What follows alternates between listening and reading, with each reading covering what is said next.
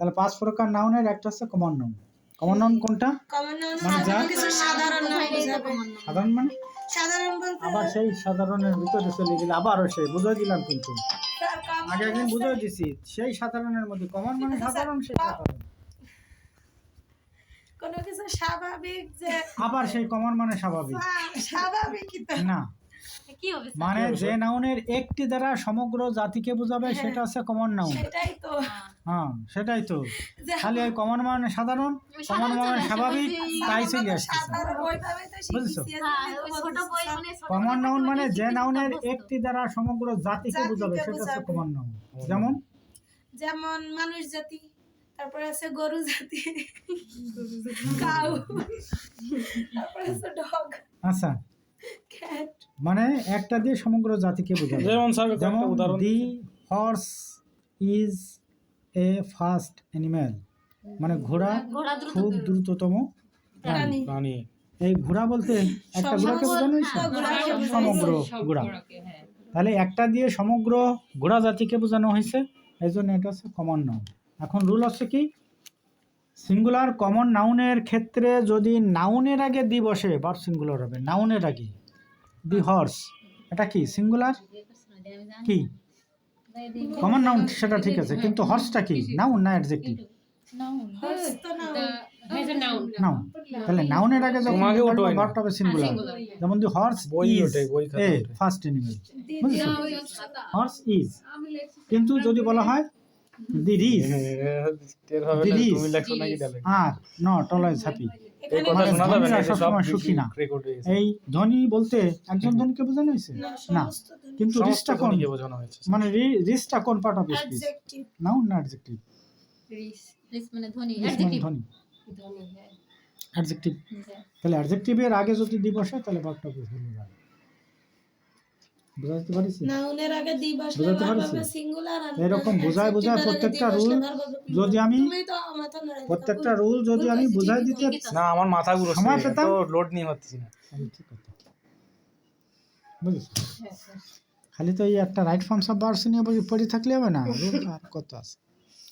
শোনো, ডব্লিউএস আর right forms of verbs এইগুলো রুল জানিয়ে করো, বাকিগুলো সময় তো নাই, টানা মুখস্থ করে ফেলো। ধরো কারেকশন আছে, আর্টিকেল তো পারবেন। এ ভাই এই করতে হবে, ওইভাবে করে এই হবে না, প্র্যাকটিস করতে হবে। প্র্যাকটিস এই করে শোনো। তুমি যতটুকু এক্সপেরিয়েন্স হয়। আর্টিকেল তোমাদের তো ছোট মুখস্থ article করে না, কেউ পারবে তোমাদের না। হচ্ছে প্যাসেজ আকারে, প্যাসেজ আকারে। হ্যাঁ ওইটা তোমার সাধারণ যে আর্টিকেলের রুলগুলো আছে, যেমন ভাওয়েল যদি হয় তার আগে অ্যান বসে, কনসোনান্ট লিয়ে বসে, আর যদি নির্দিষ্ট কিছু বোঝায় তাহলে দিব। A N D. আর একটা আছে নো আর্টিকেল, আর একটা আছে নো আর্টিকেল, মানে ওই যে ক্রস ব্যবহার করছো না, ক্রসের ব্যবহার তোমার এই ইসে নাই, ডিগ্রি অনার্সে ক্রসের ব্যবহার নাই। যদি ক্রস মানে কোনো আর্টিকেল না বসে তাহলে ক্রস দেওয়া যাবে না, লিখে দিতে হবে নো আর্টিকেল। ও আরেকটা কথা, আমি একটা ইসে দেখছিলাম, আমাকে একটা আইটেমে আছে 1 থেকে 10 খালি পর্যন্ত উত্তর। যে কোনো একটা আইটেমে আছে আর্টিকেল উত্তর বলবে না, লাগবে এখন এরকম। দিয়ে দেয়া সলিউশন। উত্তর লাগবে এরকম, তোমাদের শিখাইছি নাকি আমি উত্তর লেখা? হাজারা এই তো পরীক্ষার খাতা, তার পরীক্ষার খাতা তো সেরকম থাকতে হতো। আমি তোমাদের দেখাই নাই যেখানে 1 নাম্বার দিবা, 1 নাম্বার দিবা, এই 1 নাম্বার, 1 নাম্বার দিয়ে এখানে লাগবে answer answer to the to question. The question number, এই 1 আবারও দিবা। যদি বলো যে 2 বার দেবো কেন, তার ব্যাখ্যা আছে, বলেন স্যার। বলবো? জি স্যার। খাতা দেখতে দেখতে তো বুড়ো হয়ে যাচ্ছি, বুঝেছো? মানে আমার খাতা দেখার বয়স হচ্ছে 20 বছর, জি আর কলেজে আছি 25 বছর, জি আর প্রাইভেট পড়াচ্ছে হচ্ছে আরো বেশি। 34 বছর, আলহামদুলিল্লাহ। বুঝেছো? আমার বয়স কত হিসাব করা যাবে না, বুঝলো?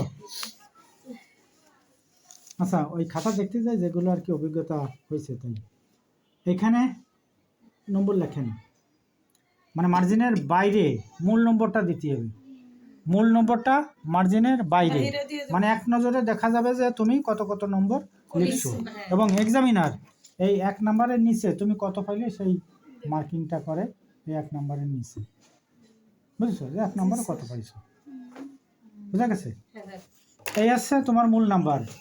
মানে কেন দিতে বলতেছি, এই লেখে অ্যান্সার যদি কোশ্চেন নাম্বার লেখে, আমরা তো সবাই আমি ওইটাই এটুক লিখছি কিন্তু অনেকে সব পুরোটুক লেখে না, ওই আর অ্যান্সার কোশ্চেন নম্বর এত এসব দেয়, নম্বর দিয়ে বসে থাকে যে পাশের জন কোন নম্বর লাগবে আমি সেই নম্বর লাগবে, না স্যার আমি একদম সামনে স্যার বুঝেছো?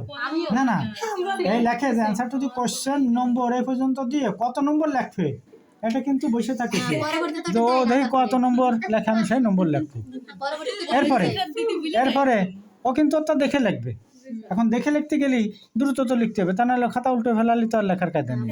ও কি করে, এই এ নম্বর দিয়ে লিখলো, বি নম্বর, সি নম্বর, ডি নম্বর, ই নাম্বার, উত্তরগুলো লিখে গেল, মনে থাকে না। উত্তরগুলো লিখে গেল, কিন্তু ওই নাম্বার সে আর বসায় নাই। এখন আমি ওর কত নাম্বারে নম্বর দেবো, এবার এ এই পাশেও লিখি নাম্বারটা নাই, দেখলেও কিন্তু এ পাশেও লিখি নাই, কত নম্বর দেবো দেবো? ক্রস যাবে তো ওই ক্ষেত্রে। এই কারণে মানে তোমাদের যাতে এই সমস্যাটা না হয় এই জন্য আমি বলে দিই না যে মূল নাম্বারগুলো মার্জিনের বাইরে থাকবে, আর এই যে A B C D E এগুলো থাকবে মার্জিনের ভিতরে, এগুলো কিন্তু বাইরে লেখা যাবে না, তাহলে এক্সামিনের নম্বর বসাতে সমস্যা হয়ে যায়। তুমি যদি এই জায়গায় এ বি সি ডি লেখো তাহলে নম্বর কোন জায়গায় বসাবো? আমি ওইটা ভাবে কোনোদিনও মার্জিনের বাইরে বুঝছো? কিছু লিখি আর মার্জিন কমপক্ষে 1 স্কেল, বাম পাশে 1 স্কেল, উপরে 1 স্কেল, বুঝছো? স্যার আমি এক স্কেল রাখি না স্যার, আমি আধা স্কেল পরিমাণ না। এখানে রাখি আর এখানে কোনো আধা মতেই স্কেল না, পরিমাণ রাখি। কোনো মতেই না, আধা স্কেল রাখলে তোমার এক্সামিনের নম্বর কোন জায়গায় বসাবে? সমস্যা হয়। তোমার দরকার কি, তোমার যে কয় মানে লুসিট তোমার যে কয়শো লাগবে সেই কয়শো দিতে প্রস্তুত থাকবে তোমার হলে, তোমার ওখানে চাপাচাপি করে লাভ কি? চাপাচাপি করে লাভ আছে না। হয় চিকন কি মানে যেটা বললাম কমপক্ষে 1 মার্জিন থাকবে বাম পাশে, কমপক্ষে 1 মার্জিন, 1 মার্জিনের বেশি হলে অসুবিধা নাই, 100 ইঞ্চি থাকলে অসুবিধা নাই, কিন্তু 1 ইঞ্চির নিচে যেন না থাকে, বুঝছো? কি কইলি খাতা কেমন? কিরকম কবরে কাগজ তারপরে মার্জিন দিলে একটু জায়গা থাকে। সব এ4 সাইজের খাতা, পরীক্ষায় এখন কোনো সময় দেখছি হবে যে কি, কোনো সময় তোমার এই যে সাদা পাশে পেজ একটা শেষ সেলাই করে দেওয়া থাকে এই জন্য একটু চাপিয়ে যায়, ওই পেজ পাশে একটা সেলাই দেওয়া থাকে, এরকম সেলাই দেওয়া থাকে, বুঝছো? সেলাই দেওয়া থাকে যার কারণে একটু চাপিয়ে যায়, ওটা তোমার কর্ণফুলী কাগজ, পরীক্ষার ওটা কাগজ দামি কাগজ, এরকমই হয় আর মোটা বুঝছো? কাগজগুলো লিখতে ওইটা সুবিধা মোটা হয়। কাগজ তো দামি কাগজ, এ তো পাতলা কাগজ, এ পাতলা কাগজ, বুঝছো? কিন্তু ওটা মোটা কাগজ, ওইটাই লিখলে লেখা সুন্দর হয়, ওটা ভালো না। ভালো। ভালো এটি। আমি তো সারা জীবনে কর্ণফুলী কাগজে লিখছি, তোমরা তো কর্ণফুলী কাগজ দেখোই না, স্যার ওই যে পরীক্ষা না পরীক্ষা পরীক্ষার ই করে নিয়ে আসে আর কি, কিন্তু সচরাচর বাজারে পাওয়া যায় না, পাওয়া গেলে অনেক দাম, কিনেই না, পাওয়া গেলে অনেক দাম। কাগজগুলো অনেক মোটা। তাহলে মূল নাম্বার থাকবে বাইরে, ভিতরে থাকবে ABCD E, যে স্যার ডাইন শিখাই পাশে দিবেন, কোনো এভাবে নম্বর পরীক্ষা বসবে না। দিলে ওইভাবে। এই ধরো জায়গা বাঁচানোর জন্য A, এই জায়গা B, এই জায়গা C, এই জায়গা D, এই জায়গা E, 1 নাম্বার মানে 1 দাগ দিয়ে 1 লাইনই উত্তর শেষ, না আমি জায়গা বাঁচাতে যাই বুঝছো?